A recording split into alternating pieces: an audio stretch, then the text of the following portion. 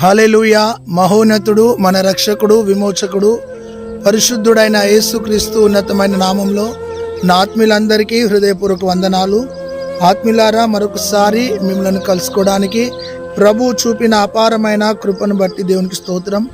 మనము పాపులమై ఉండగా మనల్ని ప్రేమించినవాడు, మనము దూరస్థులమై ఉండగా మనల్ని ప్రేమించినవాడు, మనం శత్రువులమై ఉండగా మనల్ని ప్రేమించినవాడు, మనం బలహీనులమై ఉండగా మనల్ని ప్రేమించినవాడు. ఆయన ప్రేమ కొలువలేనిది, కొలత లేనిది. ఆ ప్రేమ శాశ్వతమైన ప్రేమ, అది ఎడబాయని ప్రేమ, అది ఎవరు చూపని ప్రేమ. ఆ ఉన్నతమైన ప్రేమను బట్టి దేవునికి మహిమ కలుగునుగాక. ఆత్మీయులారా, ఈ దినం మన దైవ సందేశం దూతల సేవ. ఆత్మీయులారా, 91వ కీర్తనలో వారు నిన్ను తమ చేతుల మీద ఎత్తి పట్టుకుందురు. దేవుడు వాగ్దానం చేశాడు, దూతలు నిన్ను ఎత్తి పట్టుకుంటాయని. మోషేతో దేవుడు వాగ్దానం చేశాడు, నీకంటే ముందుగా నా దూతను పంపిస్తాను అని. ఆ విధముగా ప్రభు తన అపారమైన కృప ద్వారా దూతల ద్వారా మనకు పరిచర్యను చేయించాడు. యెహోషువ కాలంలో దేవదూత కత్తి పట్టుకొని వచ్చి యెహోషువతో మాట్లాడి, నేను ఈ పక్షమున ఉన్నానని ఆ దేవదూత మాట్లాడినప్పుడు యెహోషువ ధైర్యం తెచ్చుకున్నాడు. ఆత్మీయులారా, ఈ దినము మన దైవ సందేశం దూతల పరిచర్య. దేవునికి స్తోత్రం కలుగునుగాక. గాబ్రియేలు దూత,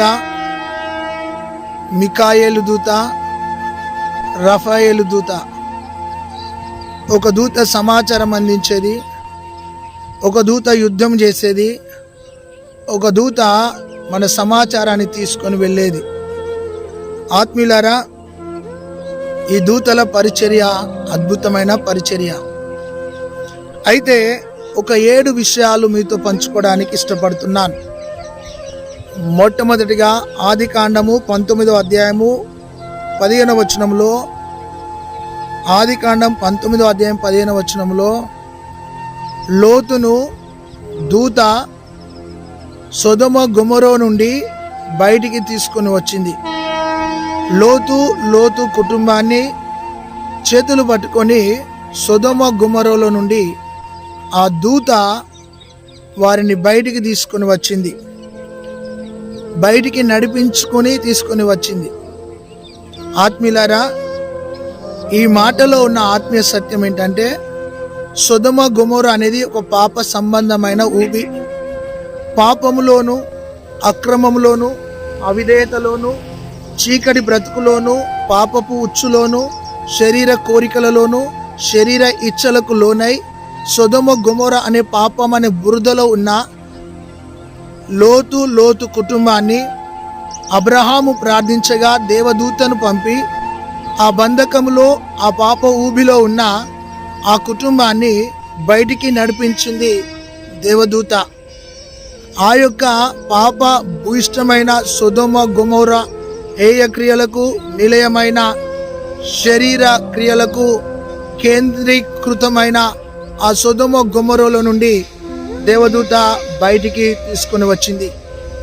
ఆత్మీయులారా, ఏ పాపమనే ఊబిలో ఉన్నా, ఏ పాపమనే బురదలో ఉన్నా, శరీర ఇచ్చలకు లోనై శరీరాన్ని మలినము చేసుకొని శరీర కోరికలకు అలవాటై నీ ఆత్మీయ జీవితంలో పాపమనే సొదొమ గొమొరలో ఉన్నావేమో, పాపమనే బంధకములో ఉన్నావేమో, లేదా వ్యభిచారము, అభిచారము, లోభము, హేయ కృత్యములు, శరీర కోరికలకు అడక్ట్ అయి, ఇంటర్నెట్కు అడక్ట్ అయి, పాప బంధకానికి అడక్ట్ అయి, సెల్ ఫోన్కు అడక్ట్ అయి సొదొమ గొమొర అనే ఆ చీకటి కోణంలో నువ్వు బ్రతుకుతున్నావేమో. ఈరోజు సొదొమ గొమొరలో నుండి, అనగా పాప భూయిష్టమైన శరీర క్రియలలో నుండి నా ప్రభువు నిన్ను బయటికి నడిపించబోతున్నాడు, విడిపించబోతున్నాడు. ఈ యొక్క ఆదికాండము 19వ అధ్యాయము 15వ వచనంలో పాపములో నుండి దేవదూత వారిని బయటికి నడిపించింది. ఆత్మీయంగా ఈ వాక్యాన్ని నువ్వు అన్వయించుకుంటే లోకమంతా పాపముతో నింపబడ్డది. అంతేకాదు పాపం అనే ఊబిలో మానవుడు బ్రతుకుతున్నాడు. ఎటు చూచిన పాపమే. ఆ పాపము నిన్ను ఆకర్షిస్తుండగా శరీరాశ, నేత్రాశ, జీవపు డంబానికి నువ్వు అడెక్ట్ అయి శరీరాన్ని మలినం చేసుకుంటూ, మనసును మలినం చేసుకుంటూ, పైకొక తీరు లోపటొక తీరు జీవిస్తూ ఒకవేళ పాపబంధకంలో ఉన్నావేమో ఈరోజు నా ప్రభువు నిన్ను బయటికి నడిపించబోతున్నాడు, విడిపించబోతున్నాడు. మొదటి మాటగా.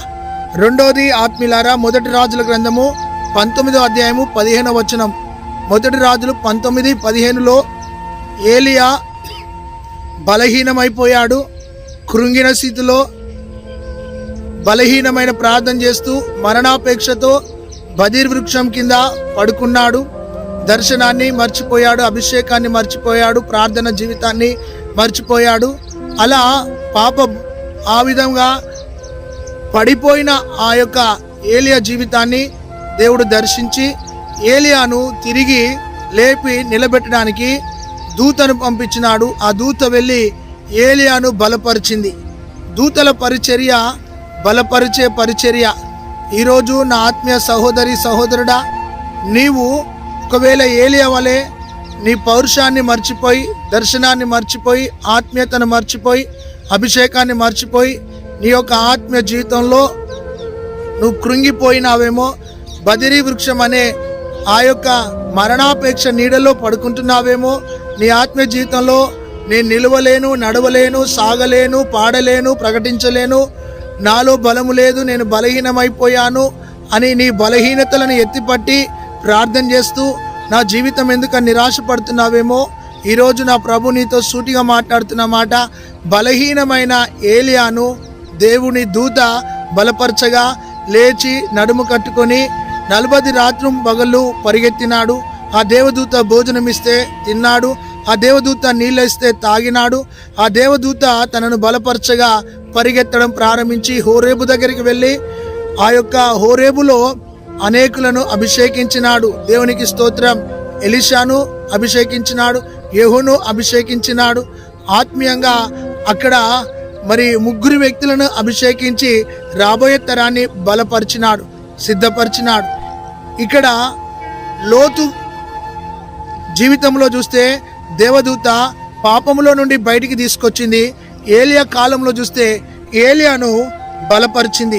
ఈరోజు అదే దేవుని యొక్క దూత, దేవుని యొక్క సన్నిధి నిన్ను బలపరచాలని, నిన్ను నడిపించాలని నిన్ను ప్రోత్సహిస్తుంది. దేవునికి స్తోత్రం. ప్రభు చెప్తున్నాడు, ఆయన నీ కుడి ప్రక్కన నీడగా ఉన్నాను అంటున్నాడు. అంతేకాదు ఆయన తన దూతకు ఆజ్ఞాపించి నీ కార్యాన్ని సఫలపరుస్తానని వాగ్దానం చేస్తున్నాడు. అది రెండవ అనుభవం దేవదూతల పరిచర్యలో. మూడోది యెషయా గ్రంథం 63వ అధ్యాయము 9వ వచనం. యెషయా 63:9లో తన ప్రజలను రక్షించుటకు దేవదూతను పంపినాడు. ఐగుప్తు బంధకములో 430 సంవత్సరాలు ఇశ్రాయేల్ ఉండగా మోషే కంటే ముందు దేవదూత వెళ్ళింది. ఆత్మీయులారా గమనించండి, ఐగుప్తు అనే బంధకములోను, ఐగుప్తు అనే చీకటిలోను సమాధానం లేక, నెమ్మది లేక, ఆరోగ్యం లేక, బానిసత్వంలో చెరలో ఉన్న ఇశ్రాయేల్ ప్రజలను రక్షించింది దేవదూత. ఆత్మీయులారా, దూత లోతు కాలంలో పాపంలో నుండి విడిపించి నడిపించింది. ఏలియా కాలంలో దూతల పరిచర్య బలపరిచి నిలబెట్టి పరిగెత్తింపజేసింది. ఇక్కడ యెషయా గ్రంథం 63:9లో దేవదూతలు ప్రజలను రక్షించెను. Praise the lord. దేవునికి స్తోత్రం కలుగును గాక. యేసుక్రీస్తు ద్వారానే మనకు రక్షణ, విమోచన కలుగుతుంది. కానీ దేవదూతలు అక్కడ ప్రజలను రక్షించినారు. దేవునికి మహిమ కలుగును గాక. దేవుడు ఈరోజు నీతో మాట్లాడుతున్నాడు. నీవు దేవుని ప్రజవై ఉన్నావు, దేవుని సొత్తై ఉన్నావు, దేవుని ఆలయమై ఉన్నావు, దేవుని వ్యవసాయమై ఉన్నావు, దేవుని గృహమై ఉన్నావు. అయితే నీ ఆత్మ జీవితంలో నీవు కూడా దేవుని సన్నిధిలో దూరంగా ఉన్నావేమో, రక్షణ లేక ఉన్నావేమో. దేవుడు ఈరోజు నీతో సూటిగా మాట్లాడుతున్నాడు. నేను నిన్ను రక్షిస్తాను అని మాట్లాడుతున్నాడు. దేవునికి మహిమ కలుగునుగాక. ఇశ్రాయేలుకు రక్షణకు కారణభూతుడైన వాడు ఆయన ఉన్నవాడు అనువాడు. ఆ ఉన్నవాడు అనువాడు దూతను నీకంటే ముందుగా పంపుతాను, నీ మార్గములను సరళం చేస్తానని దేవదూతను పంపి మార్గాన్ని సరళం చేసిన వాడు నా ప్రభు. దేవునికి స్తోత్రం కలుగునుగాక. మూడో అనుభవము ఇశ్రాయేలును రక్షించిన దేవదూతల సేవ. దేవునికి స్తోత్రం కలుగునుగాక. ఈరోజు దేవుడే నీతో సూటిగా మాట్లాడుతుండగా నీ మనసు ప్రభు వైపు త్రిప్పుకో, నీ యొక్క హృదయాన్ని ప్రభు వైపు త్రిప్పుకో. దేవదూతలను పంపుతానన్నాడు. ఆ దేవదూతలను నీకు కాపుదలగా ఉంచుతానని వాగ్దానం చేస్తున్నాడు. దేవునికి స్తోత్రం కలుగునుగాక. నాలుగో అనుభవము నా ఆత్మీయులారా గమనించండి. దానియేలు గ్రంథం 3వ అధ్యాయము 28వ వచనంలో అగ్నిగుండములో షడ్రక్ మేషక్ విసిరివేయబడ్డప్పుడు అగ్నిగుండములో 3 వ్యక్తులను అన్యరాజు విసిరివేసినప్పుడు ఆ యొక్క అగ్నిగుండంలో 4వ వ్యక్తిగా దేవదూతల స్వారూప్యము కలిగి, దేవదూతల మహిమ కలిగిన స్వారూప్యము కలిగిన వ్యక్తిగా 4వ వ్యక్తిగా వారితో ఆ యొక్క అగ్నిగుండంలో నడుస్తూ తిరిగినాడు. ఈరోజు ప్రభువే సూటిగా నీతో మాట్లాడుతున్న మాట ఏమిటో తెలుసా ఆత్మీయులారా? 4వ వ్యక్తిగా ఆ దేవదూతల పోలికగా ఆ ప్రభు వారితో అగ్నిగుండంలో వారితో నడిచినాడు. అగ్నిగుండంలో నుండి వారిని విడిపించినాడు. మహాశ్రమలలో నుండి, కష్టంలో నుండి, బాధలో నుండి, ఆ భయములో నుండి, ఆ వేదనలో నుండి దేవదూతగా దిగి వచ్చి వారిని విడిపించినాడు. దేవదూత పరిచర్య గమనించండి. పాపములో నుండి విడిపించేది, రెండోది బలహీనతలో బలపరిచేది, మూడోది రక్షించేది, 4వది సేవకులను కాపాడేది. దేవునికి స్తోత్రం కలుగునుగాక. సేవకులు దేవుని కోసం బబులోన్లో బ్రతుకుతున్నప్పుడు భయంకరమైన శ్రమ, ఆ శ్రమలో ప్రతిమకు మొక్కకుండా వారి భక్తిని కాపాడుకున్నప్పుడు వారిని అగ్నిగుండంలో విసిరినప్పుడు అగ్నిగుండంలో 4వ వ్యక్తిగా దేవదూతల రూపంగా దిగి వచ్చి వారిని కాపాడుకున్నాడు.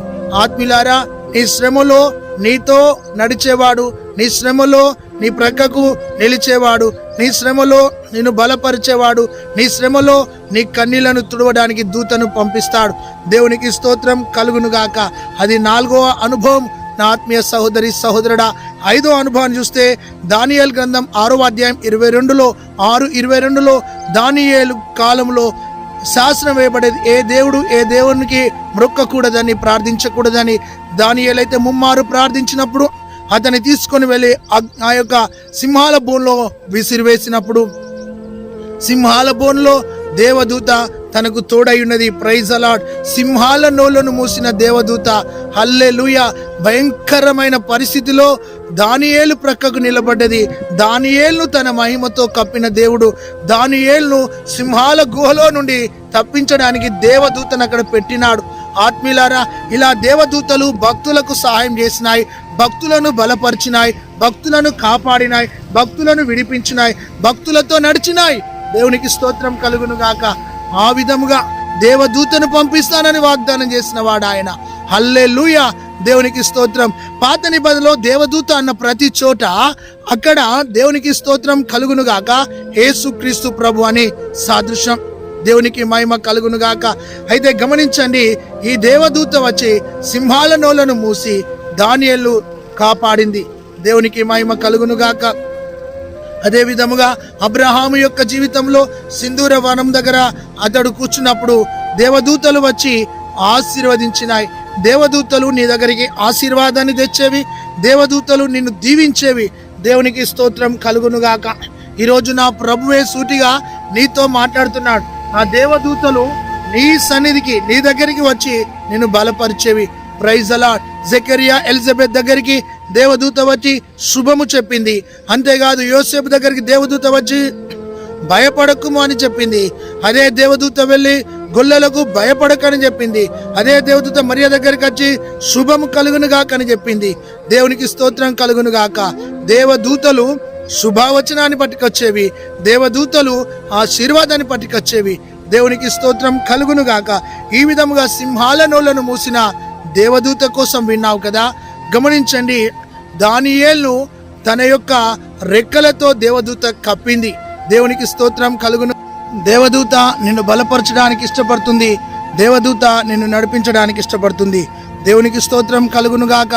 మార్కు సువార్త 1:31 యేసుక్రీస్తు ప్రభువునకు పరిచర్య చేయడానికి దేవదూతలు దిగి వచ్చినాయి. ఆత్మీయులారా గమనించండి, క్రీస్తు రక్షకునికి ఆ దూతలు పరిచర్య చేయడానికి పరలోకం నుండి దిగి వచ్చి పరిచర్య చేసినాయి. ఆత్మీయులారా, పరిచర్య చేసేవి, విడిపించేవి, నోలను మూసినవి, అంతేకాదు నడిపించేవి, బలపరిచేవి, రక్షించేవి. దేవునికి స్తోత్రం కలుగునుగాక. చివరిగా అపోస్తుల కార్యం 12వ అధ్యాయము 11వ వచనంలో పేతురు చెరసాలో ఉన్నప్పుడు, బంధకంలో ఉన్నప్పుడు, పేతురు చెరసాలో ఉన్నప్పుడు సంఘము ప్రార్థించగా దేవదూత వెళ్ళి ఆ యొక్క గదిలోనికి వెళ్ళి పేతురును తట్టి లేపి నిలబెట్టినప్పుడు పేతురు లేచి ఆయన పాదరక్షలు తొడుక్కొని పైవస్త్రమును వేసుకొని దేవుని కోసం నిలబడ్డాడు. ఆత్మీయులారా, చెరలో నుండి విడిపించింది దేవదూత. మొదటి ద్వారం తెరిచి, రెండవ ద్వారం తెరిచి, మూడవ ద్వారం తెరిచి ఆ దేవదూత మార్కు అను మారు పేరు గల యోహాను ఇంటికాడ ప్రార్థన జరుగుతుండగా ఆ దూత ఆ మార్గంలోనికి తీసుకొని వెళ్ళి ఆ సంఘం దగ్గరికి తీసుకొని వెళ్ళింది. ఆత్మీయులారా, ఈ విషయాలన్నీ చూస్తుంటే దేవదూతల పరిచర్య. అయితే దేవదూతల కంటే గొప్పవాడు మన రక్షకుడు. దేవదూతల కంటే ఉన్నతుడు మన రక్షకుడు. దేవదూతలకి అని భాగ్యాన్ని దేవుడు మనకిచ్చాడు. మనము దేవదూతల కంటే పైనున్న వారం. ఆత్మీయులారా గమనించండి, ఈరోజు కోటాను కోట్ల దేవదూతలతో ఆరాధించబడుతున్న ఆ రక్షకుడు యేసు ప్రభు, విమోచకుడు యేసు ప్రభు, పరిశుద్ధుడు యేసు ప్రభు, నిష్కల్మషుడు యేసు ప్రభు, రక్తం గార్చిన వాడు యేసు ప్రభు, నీ రోగాన్ని వహించిన వాడు, నీ పాపం నుండి విడిపించేవాడు యేసు ప్రభు, నీ చీకటిని వెలుగుగా మార్చేవాడు యేసు ప్రభు, నీ మారాను మధురంగా మార్చేవాడు యేసు ప్రభు, నువ్వు ఏ బంధకములు ఉన్నావో నీ బంధకముల నుండి విడిపించేవాడు యేసు ప్రభు. దూతలకు ఆ పరిచర్య ఇచ్చినప్పుడు ఆ పరిచర్య దూతలు చేసినాయి. అయితే ఆత్మీయులారా, దూతల కంటే పైనున్నవాడు ఆయన. Praise the lord. దేవునికి మహిమ కలుగును గాక. గమనించండి, ఒక్క దూత లక్షలాది సైన్యాన్ని, మరి శత్రు సైన్యాన్ని లయపరిచింది. నీ పక్షాన యుద్ధం చేయడానికి దూతను పంపేవాడు. అయితే ఇవన్నీ ఆయన ఆధీనంలో ఉన్నాయి. గమనించండి, అయితే ఈరోజు ఆత్మీయంగా ప్రభు చెప్తున్నాడు, దూతలను వాయువులుగా చేసి తన సేవకులను బలముగా అగ్ని జ్వాలలుగా చేసిన వాడు ప్రభు. అయితే ఈరోజు ఒక మాట ఏంటంటే, దూతలు ఏ విధముగానైతే భక్తులను విడిపించి నడిపించినాయో యేసు ప్రభు నిన్ను విడిపించడానికి ఇష్టపడుతున్నాడు. దూతను పంపిన ఆ ప్రభు, దూతతో నడిపించిన ప్రభు 2000 సంవత్సరాల క్రితం ఈ లోకానికి విడిపించడానికి వచ్చాడు. పాపములో నుండి విడిపించడానికి వచ్చాడు. శాపములో నుండి విడిపించడానికి వచ్చాడు.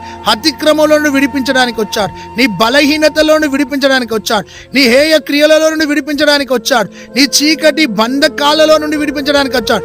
నీ ఉచ్చులో నుండి విడిపించడానికి వచ్చాడు. నీ యొక్క భయంకరమైన రోత స్థితిలో నుండి విడిపించడానికి వచ్చాడు. దేవదూత లోతు దగ్గరికి ఏ విధముగా వచ్చిందో యేసు ప్రభు ఈ లోకానికి అదే విధముగా మహిమ స్వరూపి అయిన ప్రభు, తండ్రి యొక్క ఉన్నతమైన స్థానంలో ఉన్న ప్రభు పరలోక మహిమను విడిచి భూలోకానికి వచ్చి నీ పాపాలను, నా పాపాలను తన వీపు మీద వేసుకొని నీ కోసం, నా కోసం మరణించి తిరిగి లేచిన గొప్పవాడు నజరేయుడైన యేసు క్రీస్తు ప్రభు. ఆ ప్రభు నీ పాప విమోచన, నీ పాపానికి ఆయన స్వస్తి పలకడానికి, నీ పాపాన్ని తొలగించడానికి వచ్చాడు. అంతేకాదు ఈ రోజున నా ప్రభు చెప్తున్న 5 విషయాలు: నిన్ను ప్రేమించడానికి వచ్చాడు, నిన్ను క్షమించడానికి వచ్చాడు, నీకు రక్షణ ఇవ్వడానికి వచ్చాడు, నీకు నీతిని ఇవ్వడానికి వచ్చాడు, నీకు పరిశుద్ధత ఇవ్వడానికి వచ్చాడు, నీకు పరలోకం ఇవ్వడానికి నా ప్రభు వచ్చాడు. ఆ ప్రభు నువ్వు స్వీకరిస్తే ప్రభు నిన్ను నడిపిస్తాడు. దేవదూతలు ఏ విధముగా భక్తులను నడిపించి, విడిపించి, బలపరిచి, దీవించినాయో ఆ విధముగా నా ప్రభు నీ చెంతకు రావడానికి ఇష్టపడుతున్నాడు. అయితే నీ హృదయంలో దేవునికి ఆయాసకరమైన 4 విషయాలు ఉన్నాయి. ఒకటి, నీ హృదయంలో పాపం అనే వ్యభిచారం ఉంది, దాన్ని తొలగించుకో. రెండోది, నీ యొక్క హృదయంలో త్రాగుడనే పాపం ఉంది, విడిపించుకో, దానిలోకి వెళ్ళి బయటికి రా. మూడోది, నీ యొక్క హృదయంలో ఆత్మీయంగా దేవుని సన్నిధానంలో గర్వం అనే ఒక పాపం ఉంది, దాన్ని విడిపించుకో, దానిలోకి వెళ్ళి బయటికి రా. అంతేకాదు చివరిగా నీలో ఏలుబడుతున్న ఒక పాపం ఏంటి తెలుసా? ఆత్మీయులారా, నటన అనే ఒక పాపంలో ఉన్నావు. నువ్వు పైకి పచ్చగా లోపల ఎండిన స్థితిలో ఉన్నావు. అయితే ఈరోజు దేవుడు సుట్టిగా నీతోనే మాట్లాడుతున్నాడు. నీవెంతకాలం నీ పాపాన్ని కప్పుకుంటావు? ఎంతకాలం పాపాన్ని దాచుకుంటావు? ఎంతకాలం శరీరాన్ని పాడు చేసుకుంటావు? ఈ రోజున నీ పాప భూయిష్టమైన బ్రతుకులో నుండి బయటికి వచ్చి నీ పాపాన్ని ఒప్పుకొని నువ్వు పరిశుద్ధపరచబడాలని నా ప్రభు కోరుతున్నాడు. ప్రభా, నీ రక్తంతో నన్ను కడుగు అని చెప్తావా? ఈ వాక్యం వింటున్నా చూస్తున్నా సహోదరుడా, సమాధానం లేని స్థితిలో చూస్తున్నావు. నీ యొక్క కుటుంబంలో సంతానం లేదు, దేవుడు సంతానం ఇవ్వబోతున్నాడు. కొన్ని కుటుంబాల్లో ఆర్థిక సమస్యలతో నలిగిపోతున్నారు. నీ ఆర్థిక అప్పు అన్న కాడి కిందికి వెళ్ళి విడిపించడానికి ఇష్టపడుతున్నారు. కొందరు ఈ వాక్యాన్ని చూస్తున్నారు. మీ కుటుంబంలో మీరు రిజెక్ట్ చేయబడ్డారు, త్రోసివేయబడ్డారు. అయితే విలువలేని జీవితంలో ఉన్నారు. దేవుడు నీకు విలువనివ్వబోతున్నాడు.